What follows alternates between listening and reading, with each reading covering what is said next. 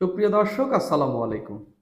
শ্রীলঙ্কা যখন দেউলিয়া হয়ে গিয়েছিল, তখন এর পেছনের কারণ হিসাবে যেটিকে সবচেয়ে বড় হিসেবে দেখা হয়েছে সেটা হচ্ছে চীনের ঋণ। চীনের ঋণের কারণে নাকি শ্রীলঙ্কা দেউলিয়া হয়ে গেছিল। পাকিস্তানেও এই চীনের ঋণ নিয়ে নানান বিতর্ক রয়েছে।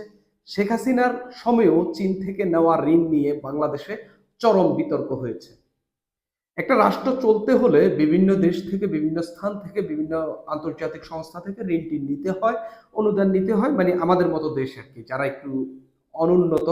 যতই শেখ হাসিনা ঢাকঢোল পিটিয়ে বলতো যে হচ্ছে এটা উন্নয়নশীল দেশ বা হচ্ছে সব, মানে কিছুদিনের মধ্যে উন্নত দেশে পরিণত হবে, এরকম যখন বলতো, তবু বাংলাদেশে এখনো আর্থিক অনুদান, বিদেশি সংস্থার অনুদান খুবই প্রয়োজনীয়। কিন্তু যেই চীনের ঋণ নিয়ে এত বিতর্ক, যেই চীনের ঋণকে কেন্দ্র করে কেউ কেউ বলে থাকেন শ্রীলঙ্কায় মানে দেউলিয়া হয়ে গেছিল, শ্রীলঙ্কা এখনো স্বাভাবিক পর্যায়ে আসতে পারেনি, সেই চীন থেকে কেন বাংলাদেশ আবারও ঋণ নিতে হলো? আমরা জানি আমাদের প্রধান উপদেষ্টা ডক্টর মোহাম্মদ ইউনূস, তিনি চীন সফরে রয়েছেন। সেখানে তিনি নাকি হচ্ছে $2.1 বিলিয়ন চীন থেকে মানে পাবেন এরকম প্রতিশ্রুতি নিয়েছেন। এর মধ্যে কিছু অনুদান, কিছু সহায়তা, তারপরে $400 মিলিয়ন হচ্ছে যেটা ঋণ। এখন ডক্টর মোহাম্মদ ইউনূসের সরকার ঋণের কি প্রয়োজন? বাংলাদেশের আর্থিক সংকট রয়েছে। বাংলাদেশে মানে বিদেশি টাকা যতই ঢুকবে ততই ধরেন রিজার্ভ বাড়বে। এটা এক ধরনের সম্ভাবনা। কিন্তু ডক্টর মোহাম্মদ ইউনূসের ঋণ নেওয়ার কি দরকার? মানে তিনি কি এমন উন্নয়ন কাজটি করবেন যার জন্য ঋণ দরকার?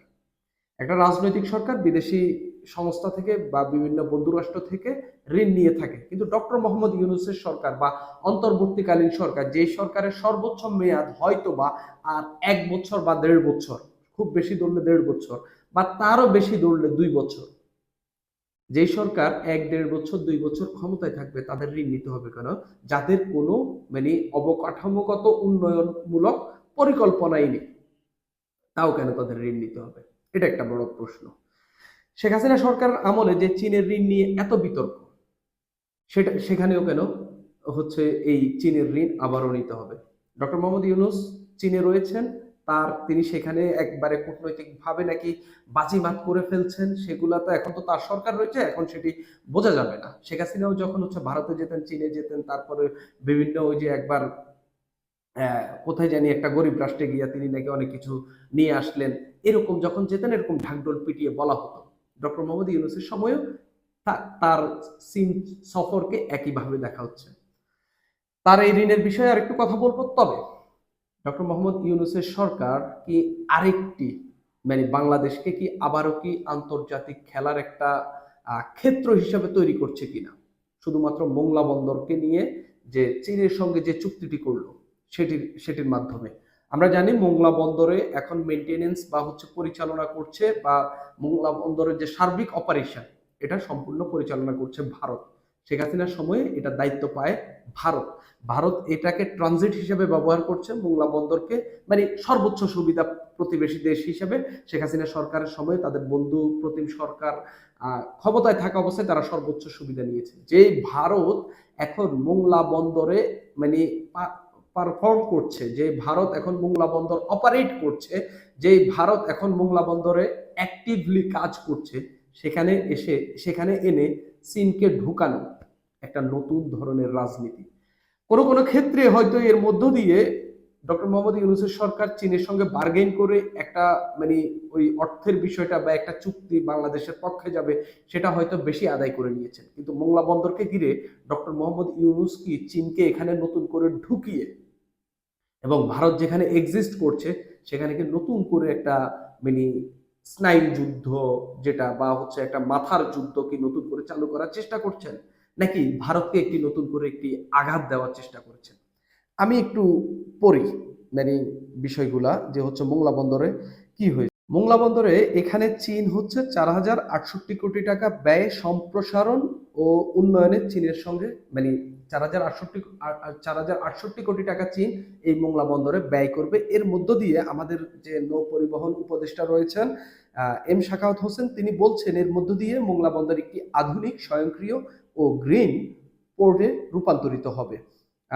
এর মধ্য দিয়ে ফলমূল, সবজি, অন্যান্য মানে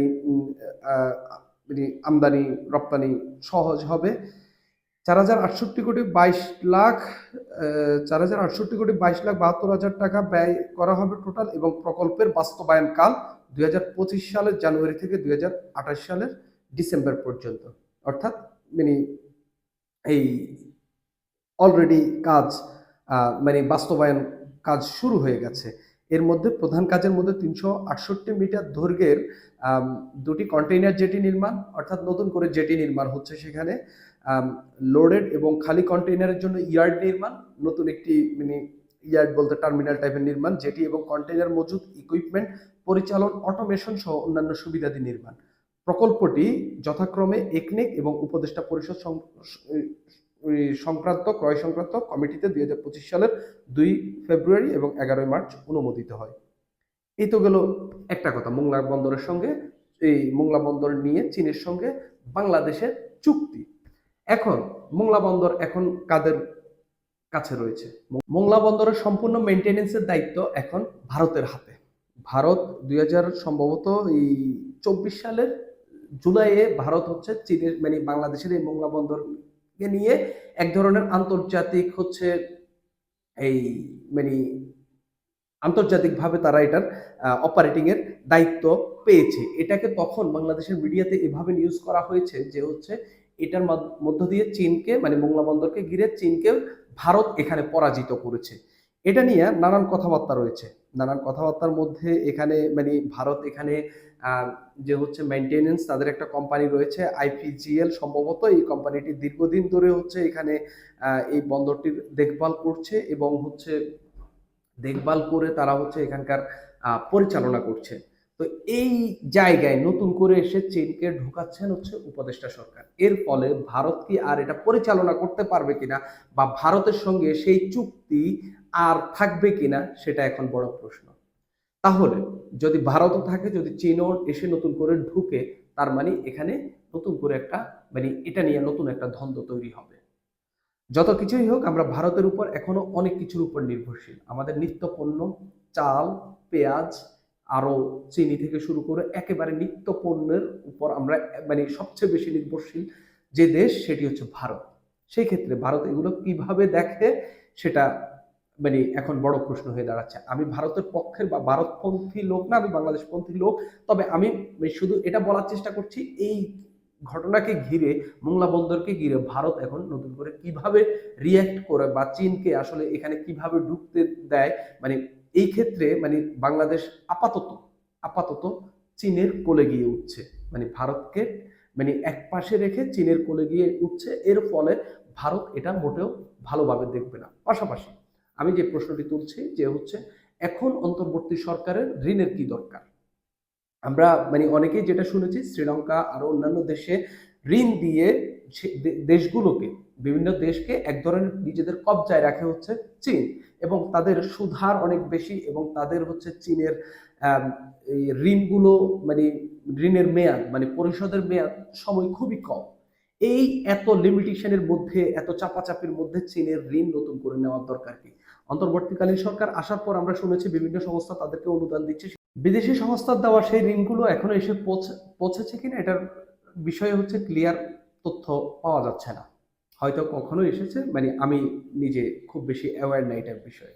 তবে এখন নতুন করে এই সরকার কেন ঋণ নিচ্ছে, তাদের দীর্ঘমেয়াদী কোনো পরিকল্পনা রয়েছে কিনা, কিংবা তারা কি রিজার্ভ বাড়ানোর চেষ্টা করছে কিনা, সেটাই এখন বড় প্রশ্ন হয়ে দাঁড়াচ্ছে। কারণ অন্তর্বর্তীকালীন সরকার ক্ষমতায় বসার পর, অর্থাৎ শেখ হাসিনার পতনের পর থেকে আমাদের বিদেশি যে আয়, মানে আমাদের প্রবাসীরা যে অর্থ বিদেশে আয় করেন এবং তারা যে অর্থ বাংলাদেশে পাঠান, অর্থাৎ রেমিটেন্স, সেটার প্রবাহ অনেক বেড়েছে।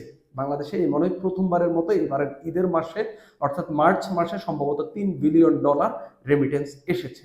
সেই জায়গায় রিজার্ভ যেখানে 25 বিলিয়ন হয়ে যাচ্ছে, সেখানে নতুন করে চীন থেকে 400 মিলিয়ন ডলার হচ্ছে কেন নতুন করে ঋণ এই সরকারের নিতে হচ্ছে, কিংবা বাংলাদেশের মানুষের উপর কেন নতুন করে এই ঋণের বোঝা চাপাচ্ছে হচ্ছে এই অন্তর্বর্তীকালীন সরকার, যাদের কোনো ক্লিয়ার কোনো এজেন্ডা বা ক্লিয়ার কোনো পরিকল্পনা নেই।